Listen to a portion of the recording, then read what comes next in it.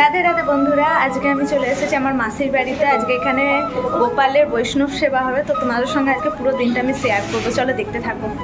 তো গোপুসোনাদের কেমন লাগছে অবশ্যই কমেন্ট করে তোমরা কিন্তু জানিও। আর এই গোপুসোনাকে দেখো, কত বড় গোপুসোনা। আর বাড়িতে যে ডেকোরেশন করা হয়েছিল, জ্যাম্পু সব করেছিল, এই যে ফুলের হার সব কিছু লাগিয়েছিল, তো তোমরাও দেখে নাও। আর কেমন কি হয়েছে অবশ্যই কমেন্ট করেও জানিও। তারপরে আমরা যে গোপুসোনাকে যে গিফটটা দিয়েছি, ওইটা হচ্ছে নাকি রূপোর চেন দিয়েছি, তো তোমাদের সঙ্গেও আমি শেয়ার করলাম সেই চেনটা। তো আমাকে কেমন লাগছে অবশ্যই কমেন্ট করে তোমরা জানিও। আমার ফুল লুকটা তোমাদের সঙ্গে আমি শেয়ার করলাম।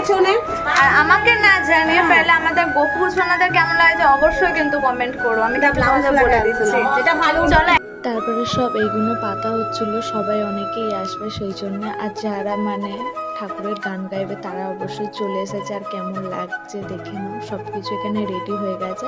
তারপরে মাকে বললাম, মা তুমি একটুখানি আসো, মা তো ক্যামেরার মধ্যে আসতেই চায় না।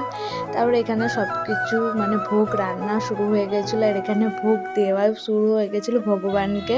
তো সেইখানে সব কিছু হচ্ছে, তো তোমাদের সঙ্গে আমি শেয়ার করলাম, তোমরা দেখতে থাকো।